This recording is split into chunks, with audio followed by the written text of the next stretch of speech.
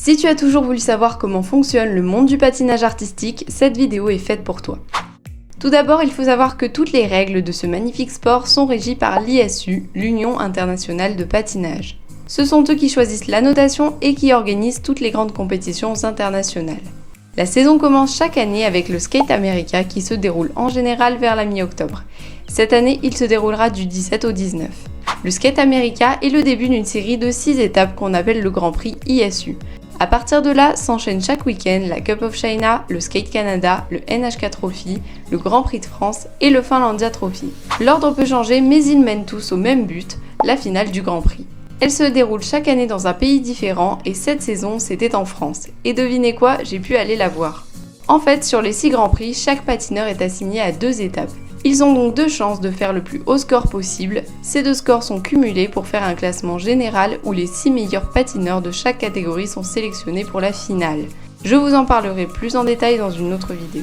Après cette finale, sur toute la période des fêtes de fin d'année, il y a les championnats nationaux. La différence, c'est que ces championnats ne sont pas régulés par l'ISU. Si des records sont battus durant ces compétitions ou d'autres de niveau national, ils ne seront pas reconnus officiellement. Les championnats nationaux laissent le choix à chaque pays de désigner quels seront les patineurs qui iront aux prochaines compétitions de l'année. À savoir pour les pays européens les championnats d'Europe qui se déroulent en janvier et pour les autres pays les championnats des 4 continents qui se déroulent en février. Le tout menant évidemment au championnat du monde en mars qui conclut en partie la saison. En effet, lors des années impaires, il y a également le World Team Trophy, littéralement championnat du monde par équipe, qui se passe en avril et toujours au Japon.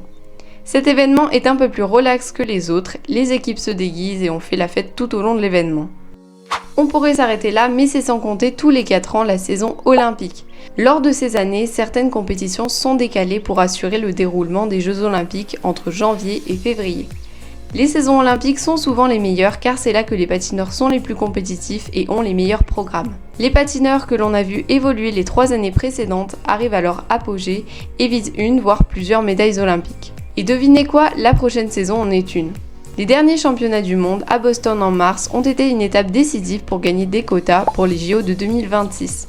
Certains sont encore à distribuer, mais on sait que la France a obtenu un quota chez les femmes, 2 chez les hommes et 2 en danse sur glace. Pour plus de détails, j'en parlerai dans d'autres vidéos, alors n'hésite pas à t'abonner.